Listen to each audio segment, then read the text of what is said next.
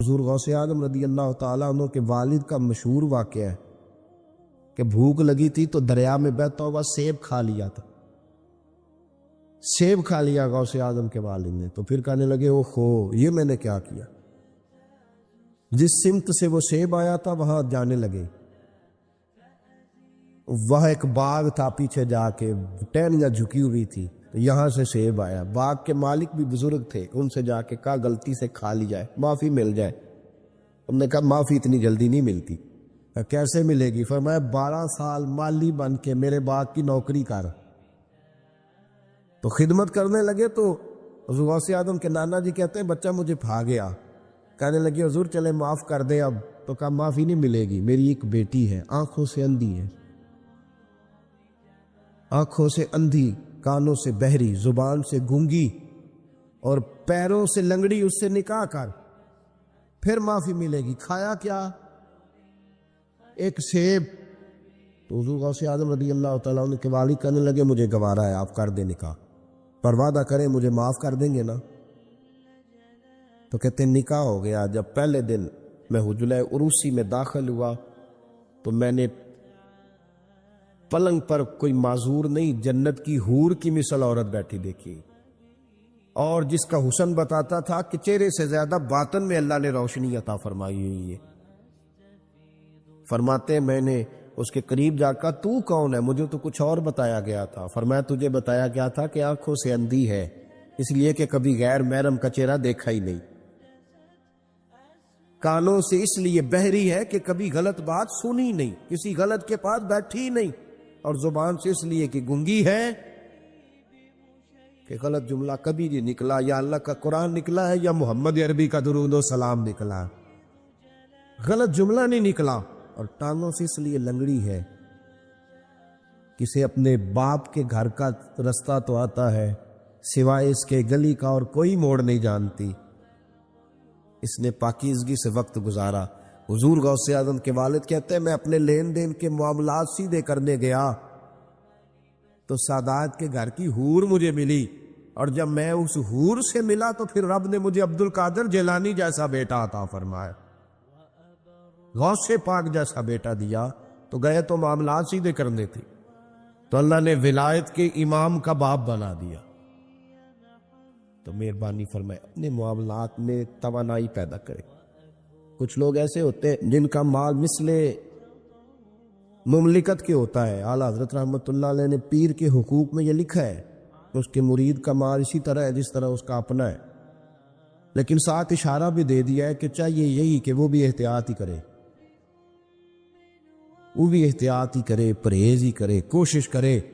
اور آپ فرماتے ہیں چونکہ باپ کی حیثیت رکھتا ہے تو ضروری تو نہیں نا باپ بیٹے کی کمائی کھائے، کبھی کبھی بیٹے بھی باپ کی کھا ہی لیتے، اس طرح بھی توجہ کر لے، کوئی حرج نہیں۔ اپنے معاملات کو صحیح رکھے، لینے دینے کے معاملات کے اندر کمی نہ لائے۔ یہ چیز اگر پیدا ہو جاتی ہے نا تو آپ یقین کریں وقار ہی تو انسان کے پاس ہوتا ہے، وہ ضائع ہو جاتا ہے تو نقصان ہوتا ہے۔ تھوڑے میں وقت گزاریں، بڑی مزیدار زندگی ہوتی ہے انسان کی۔ یہ زندگی میں انسان کے پاس وقار اپنا ہوتا ہے، وہ زندگی بڑی حسین ہوتی ہے، بڑی مزیدار ہوتی ہے۔ ہماری مسجد میں ایک شخص آئے، کچھ دن انہوں نے وقت گزارا تو مجھے بعد میں کہنے تو مسجد اتنے سکون بڑا ہے، کھپ کوئی نہیں، لڑائی کوئی نہیں، کوئی کسی قسم کا میں نے وہ نہیں دیکھا۔ آپ یقین کریں یا 4 اساتذہ کام کرتے ہیں، کئی سالوں سے کرتے ہیں، ہم نے کبھی استادوں کی لڑائی بھی نہیں ہونے دی،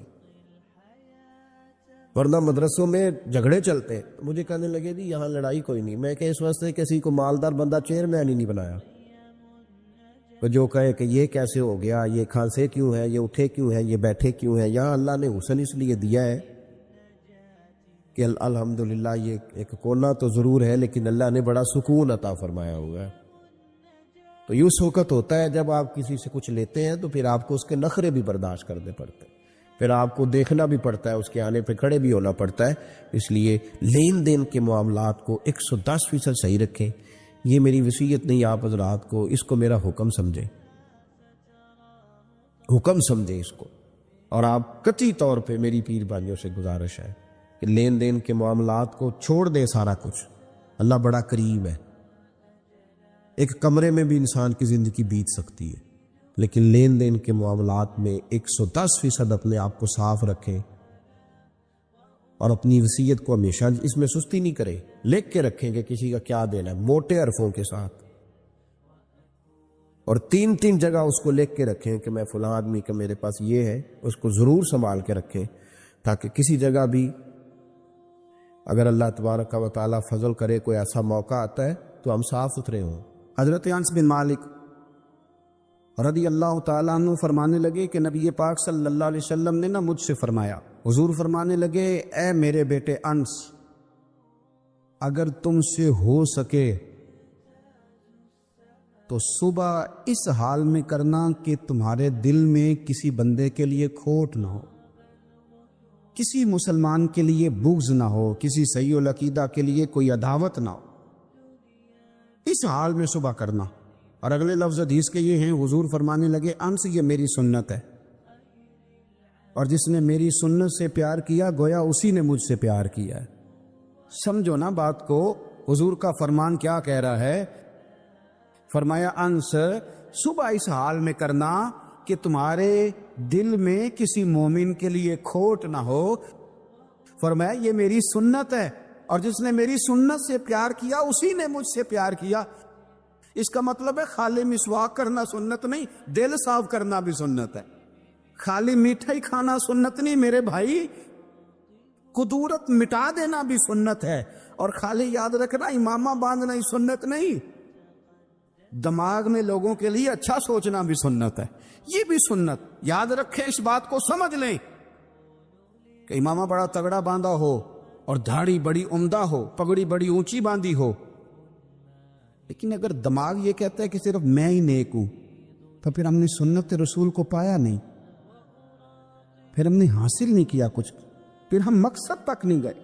اگر ہم نے بیٹھ کے اپنی جماعت کے علاوہ، اپنے گروہ کے علاوہ باقی صحیح العقیدہ لوگوں کے بارے میں بڑی بڑی غلط باتیں کی، بڑے بڑے غلط نظریات ہم نے بیان کیے، تو وہ جو حضور نے فرمایا تھا نا کہ میری محبت کا ایک تقاضا یہ بھی ہے کہ میری سنت پر عمل کرو، اور میری سنت سے مراد یہ ہے کہ تمہارے دل میں کسی کے لیے کھوٹ نہیں ہونا چاہیے، کسی بندے کے لیے بغض اور عداوت نہیں ہونی چاہیے۔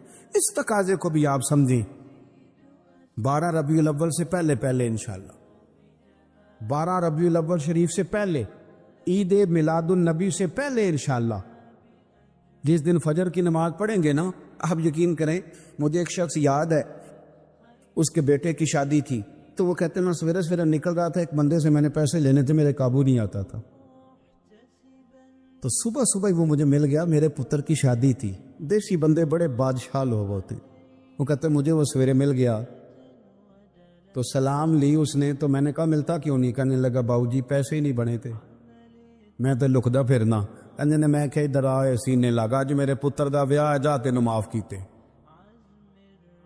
آپ میری بات کو سمجھیں، اور یار جس دن کسی کے بیٹے کی شادی ہے اس دن وہ لوگوں کو قرضے بھی معاف کر دیتا ہے، تو جس دن تیرے اور میرے نبی کا میلاد ہوتا ہے، عید میلاد والے دن بھی کھوٹ رکھتے ہو، اس دن بھی رشتہ داروں کا گلہ کرتے ہو، اس دن بھی کسی کے لیے بغض رکھتے ہو۔ فجر پڑھو اور دشمن کو فون کر کے کہو جا تجھے معاف کیا، آج رحمت للعالمین نبی کا میلاد شریف، آج رحمت للعالمین نبی کا میلاد، جا میں نے تجھے معاف کیا، جا میں نے تیرے ساتھ درگزر کیا۔ یہ ذوق ہمارا انشاءاللہ میلاد سے پہلے ہونا چاہیے۔ اور پھر عید میلاد النبی صلی اللہ تعالی علیہ وسلم کے تقاضوں میں سے ایک تقاضا یہ ہے کہ ہمارے دل میں نا حضور کی امت کا پیار بھی ہونا چاہیے، نبی پاک صلی اللہ علیہ وسلم کی امت سے محبت کریں۔ یارو دیکھو، میرے پیارے حبیب صلی اللہ تعالی علیہ وسلم نے ارشاد فرمایا کہ تم میں سے جو کوئی اپنے بھائی کی مدد کرے گا نا، میرا وعدہ ہے قیامت کے دن رب کریم اس کی مدد کرے۔ فرمایا جو اپنے بھائی کی حاجت پوری کرے گا رب اس کی حاجتیں پوری کرے گا۔ حضور کی امت سے پیار کرے۔ میلاد شریف آئے تو آپ دیکھیں آپ کس کے کتنا کام آ سکتے ہیں، آپ کسی شخص کو کس طرح مشکل سے نکال سکتے ہیں۔ میں بڑی ذمہ داری سے کہتا ہوں، بہت سارے لوگ ایسے ہیں ان کا جائز کام ہے اور صرف ہمارے ایک فون کر دینے سے وہ ہو جائے گا۔ بہت سارے ایسے لوگ ہیں کہ وہ بہت سارے دھکوں سے بچ جائیں گے ہماری وجہ سے، بہت ساری پریشانیوں سے وہ بچ جائیں گے ہماری وجہ سے۔ میرے رسول پاک صلی اللہ علیہ وسلم کا ایک فرمان آج آپ نے محفل میلاد میں لے کے جانا ہے۔ حضور فرمایا کرتے لوگوں کو مایوس نہ کرو، خوشخبریاں سناؤ۔ اور حضور فرمایا کرتے لوگوں کے لیے مشکلات نہ کرو، آسانیاں پیدا کرو۔ ہم نے انشاءاللہ تعالی محفل میلاد میں آسانیاں پیدا کرنی، اور انشاءاللہ تبارک و تعالی ہم نے کوشش کرنی ہے کہ یہ اس محبوب کا میلاد آیا ہے جنہوں نے گلے کے طوق اتار دیے، بڑی ساری آزمائشوں سے بچا لیا۔ انشاءاللہ ہم رحمت للعالمین نبی کی امتی بنیں گے، اور دیکھیں گے ہم کس کی کتنی مدد کر سکتے ہیں، ہم کس کو کس حد تک آسانی دے سکتے ہیں، وہ ہم انشاءاللہ اس میلاد پہ نیت کریں۔ میرے رسول کریم صلی اللہ تعالی علیہ وآلہ وسلم ہجرت سے چند دن پہلے نا خانہ کعبہ کو اندر سے دیکھنے کا دل کیا میرے نبی پاک کا، کیا مجھے مکہ چھوڑ کے مدینہ طیبہ جانا ہے تو میں ذرا کعبہ معظمہ کے اندر سے زیارت کر لوں۔ عثمان بن طلحہ ایک شخص تھا جو کلید بردار تھا، جس کے پاس خانہ کعبہ کی چابی ہوتی۔ حضور صلی اللہ تعالی علیہ وسلم نے اس سے کہا کہ بھائی چابی ذرا دے دو، میں خانہ کعبہ کے اندر سے زیارت کرنا چاہتا ہوں۔ کہنے لگا کوئی اور ہوتا تو میں دے دیتا، آپ کو نہیں دوں گا۔ معاذ اللہ ثم معاذ اللہ۔ میرے رسول پاک کی بات نہ ستارے بھی مانتے، چاند بھی مانتا ہے، سورج بھی مانتا ہے۔ حضور اگر سورج کو کہنا واپس آ، حضرت علی نے نماز پڑھنی ہے تو وہ آ جاتا ہے، اور اگر حضور فرما دے چاند کو 2 ٹکڑے ہو جا تو وہ 2 ٹکڑے ہو جاتا ہے۔ سورج بھی بات مانتا ہے، چاند بھی بات مانتا ہے۔ یہ سارے میرے رسول کریم علیہ السلام کے غلام ہیں۔ جہاں جہاں تک رب کریم کی خدائی ہے وہاں میرے حبیب کی مصطفائی ہے۔ حضور وہی چاہتے نا وہی چاہتے، تو حضرت عمر اگر حکم دے تو زمین تیل واپس کرتی ہے، تو حضور حکم دیتے تو وہ کافر اندر دھنسا لیتی زمین، سارا کام اسی وقت ہو جاتا۔ لیکن حضور نے کیا فرمایا؟ جب عثمان بن طلحہ نے کہا نا کہ آپ کو چابی نہیں ملے گی، اللہ کے رسول نے فرمایا عثمان ایک وقت آئے گا جب یہ چابی تجھ سے میں لوں گا، اور جس کو میرا دل کرے گا میں اسے دوں گا۔ ایک وقت آئے گا کہ یہ میں تجھ سے لوں گا، اور پھر جس کو میرا دل چاہے گا میں اس کو وہ چابی دوں گا۔ میرے نبی کریم رؤوف الرحیم سید عالم صلی اللہ علیہ وسلم نے وقت دیا۔ کتنا وقت لگا؟ 2 دن، 4 دن، 5 دن، 10 سال لگ گئے۔ حضور نے مکہ کو فتح کیا، حضور تشریف لائے، وہی چابی عثمان بن طلحہ کے پاس تھی۔ محبوب کریم نے بت توڑنے تھے، کعبہ کو ان سے پاک کرنا تھا، فرمایا لاؤ نا چابی کدھر ہے؟ عثمان کہتے ہیں حضور نے تو بات نہیں جتلائی، پر مجھے وہ لفظ یاد تھے کہ عثمان ایک وقت آئے گا، ایک سمجھیے گا بات کو، ایک وقت آئے گا جب چابی میں لوں گا، اور پھر جس کو میرا دل کرے گا میں اسے، پھر وقت آ گیا، پھر حضور نے چابی لے لی، پھر نبی پاک نے بت توڑے۔ پر قربان جاؤں مدینے والے محبوب کے طریقے پر، فدا ہو جائیں حضور علیہ الصلوۃ والسلام کے کمال درگزر پر۔ جب حضور فارغ ہوئے نا بیت اللہ کو صاف کر کے، تو فرمایا کدھر ہے ابھی عثمان بن طلحہ؟ وہ آئے تو حضور فرمانے لگے یہ چابی پہلے تیری خاندانی وراثت تھی، پھر میں نے اپنے وعدے کے مطابق لے لی، اب میں تمہیں واپس کر رہا ہوں، اب یہ چابی میں تمہیں واپس کر رہا ہوں، میں یہ چابی تمہیں دے رہا ہوں، لہذا اب تیری نسل سے بھی قیامت تک کوئی نہیں لے گا، میں تمہیں یہ چابی دے رہا ہوں۔ تو بھائی وقت کا انتظار کرے۔ اور عثمان بن طلحہ کہتے ہیں میں نے حضور کا یہ کمال کرم دیکھا تو میں کلمہ ہی پڑھ گیا، میں مسلمان ہی ہو گیا۔ وقت کو دیکھیں، وقت کا انتظار کریں، آنے والا ٹائم دیکھیں۔ ہم نا ٹائم نہیں دیتے، ہمیں جلدی بڑی ہے، کاروبار ٹھیک ہو جائے تو شام کو ہو جائے، بچہ تندرست ہو جائے تو پھر شام کو ہو جائے، مخالفین ٹھیک ہو جائیں تو شام کو ہو جائیں، ہمارے سارے کام شام سے پہلے بلکہ جو ولی بننا چاہتا ہے وہ بھی کہتا ہے 1.25 گھنٹے میں بنا دو، لیٹ نہ کرو۔ کیونکہ بہت سارے تو کہتے ہیں ایک نظر کرے، میں نے کہا آپ کوئی عمل بھی کریں نا، آپ تھوڑی محنت بھی کریں نا۔ کہتے ہیں ایک نظر کریں۔ ہمارے درویش کہا کرتے تھے کہ آج کل مرید کہتے ہیں نہ نماز پڑھاؤ، نہ روزہ رکھاؤ، نہ وظیفہ کراؤ، نہ کوئی اور کام کراؤ، سانو ایویں ہی بخشاؤ۔ تو بھئی اللہ نے خود 5 نمازیں فرض کی، رمضان کے روزے فرض کیے ہیں، زکوٰۃ فرض۔ تو جب اللہ نے ذمہ داریاں لگائی ہیں تو پھر کون ہے جو بغیر ذمہ داریوں کے آگے جائے؟ تو اپنی زندگی میں چیزوں کو سمجھے، غور کریں، وقت آپ کو دینا ہے، اور جب آپ وقت دیتے ہیں تو بہت سارے معاملات ٹھیک ہو جاتے ہیں۔ حضرت عمار بن یاسر بڑا شروع میں کلمہ پڑھا، ان لوگوں نے بڑی تکلیفیں اٹھائیں جنہوں نے آغاز اسلام میں کلمہ پڑھا، حالات اور طرح کی میرے حضور کو بڑی اذیتیں دی جاتی تھی۔ ابو لہب، عقبہ بن ابی معیط، یہ حضور کے 2 ہمسائے تھے۔ کچھ نفسیاتی تکلیفیں لوگ دیتے ہیں، ذہنی طور پر پریشان کرتے، مزاج ہوتا ہے۔ وہ دونوں کیا کرتے تھے؟ وہ سارا اپنے گھر کا کوڑا کرکٹ لا کے حضور کے دروازے پر پھینک جاتے۔ تو نبی کریم صلی اللہ تعالی وسلم فرماتے تھے کیا خوبصورت حق ہمسائیگی ادا کرتے ہو، کیا اچھا تم حق ہمسائیگی۔ اور دونوں طرف کے ہمسائے تکلیف دیتے، اذیت دیتے، حضور کو پریشان کرتے۔ حضرت عبداللہ ابن مبارک رحمۃ اللہ علیہ کا ہمسایہ بھی اسی طرح کرتا تھا، وہ اپنے گھر کا سارا گند کچرا اٹھا کے آپ کے گھر میں پھینک دیتا۔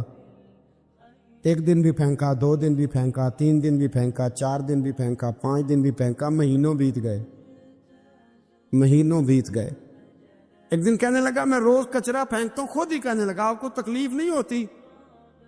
آپ فرمانے لگے میں نے ایک برتن رکھ دیا ہے، ایک جھاڑو رکھ دیا ہے، جب تو کچرا پھینکتا ہے تو میں اٹھا کے باہر پھینک آتا ہوں، اب تو بند نہ کرنا، اس لیے کہ مجھے عادت ہو گئی ہے۔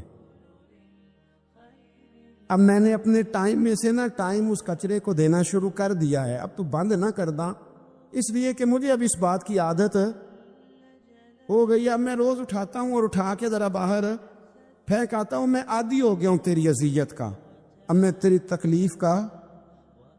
آپ میں سے بہت سارے لوگ شہروں کے رہنے والے ہیں، ہمارے دیہاتوں میں یہ ہوتا تھا کہ کسی بوڑھے بابے کو بچے چھیڑتے تھے، کبھی کبھی غلط کرتے تھے، ایسا کرنا نہیں چاہیے، لیکن بزرگ کو چھیڑتے تھے، تنگ کرتے تھے۔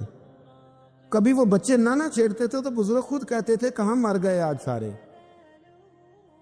اصل میں وہ پیار ہوتا تھا، وہ پیار لگ جاتا تھا، بتاتے نہیں تھے، لیکن علاقے کے بچوں کے ساتھ وہ غصہ ہوتا تھا، وہ چھیڑتے تھے۔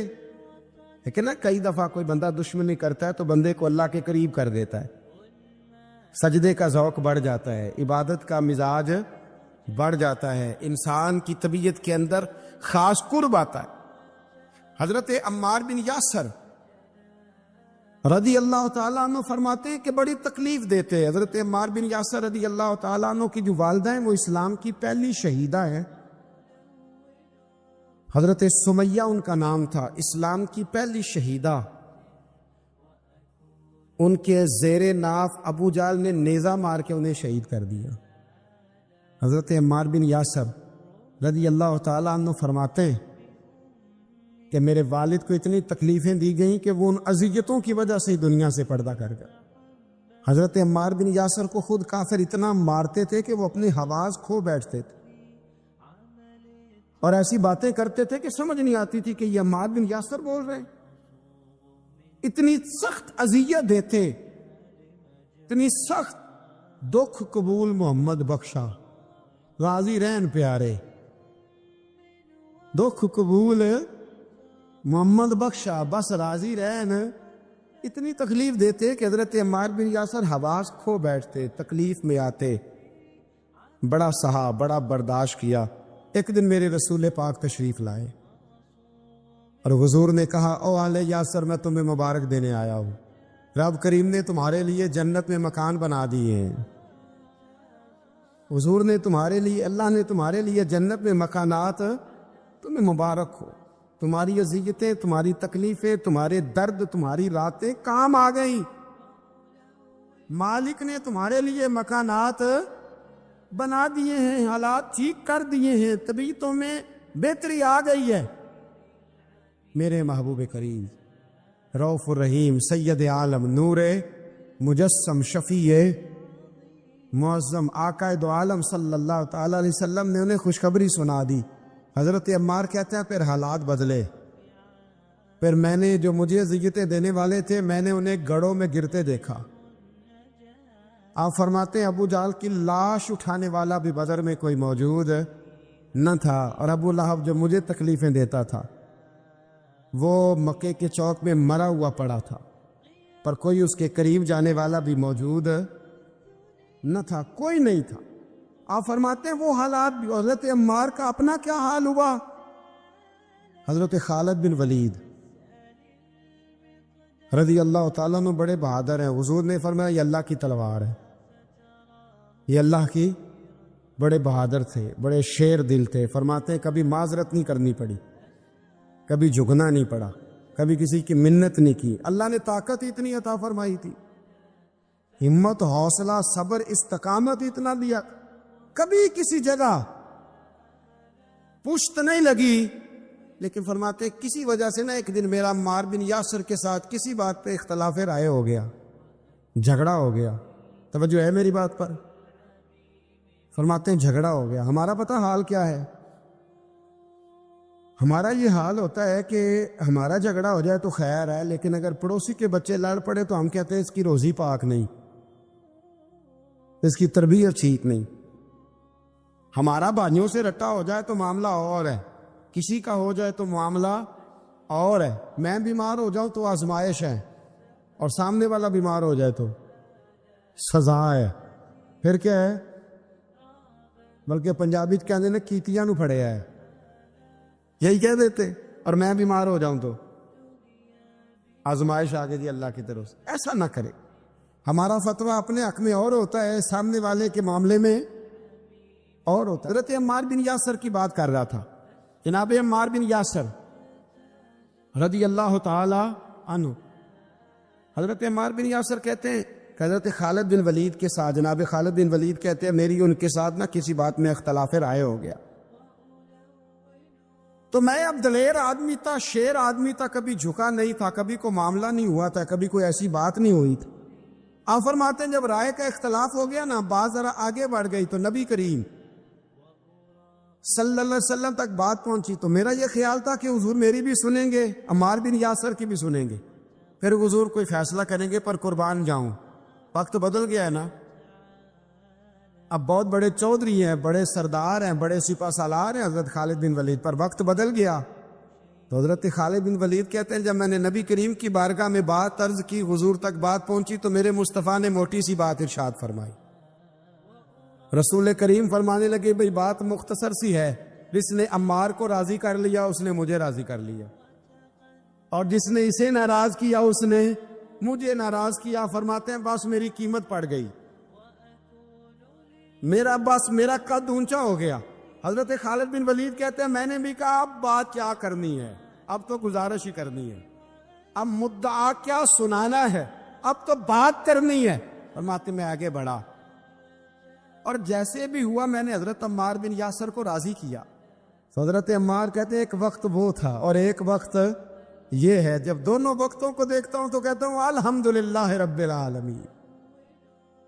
یہ ساری تعریفیں اس رب کے لیے ہیں جو تمام جہانوں کو پالنے والا ہے۔ وقت دیں معاملات کو، ٹائم دیں۔ آپ دیکھیں اللہ تبارک و تعالیٰ بڑا کریم ہے، وقت کے ساتھ جب چیزیں تبدیل ہوتی ہیں اپنے ٹائم۔ حضرت بلال حبشی رضی اللہ تعالی، بڑا مشکل نہیں، اکیلا آدمی، غریب آدمی، مکے کے سارے سرداروں کے قابو آ گیا۔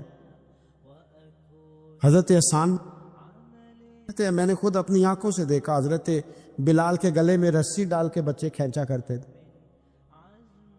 یار خاصا مشکل کام نہیں۔